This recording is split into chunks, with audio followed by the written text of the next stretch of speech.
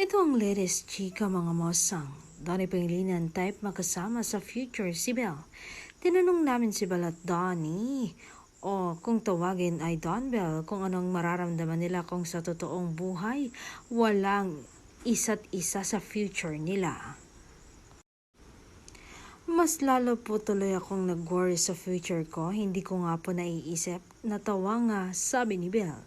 Saad pa ng actress, ayokong isipin na hindi ko kasama si Donnie sa future kasi malaki naman pa po ang papel namin sa buhay ng isa't isa. Sa ngayon po, inaalagaan po namin ito para sa future namin. Inamin naman ni Donnie na si Belle ang gusto niyang makasama sa future na at nang hinga ng reaksyon si Belle sa sinabi ni Donnie, napatango lang si aktres at nakangiti. Tumingin si Belle kay Donnie at nagkatinginan sila ng matagal, tila nag-uusap sila at gusto nilang makasama in the future ang isa't isa.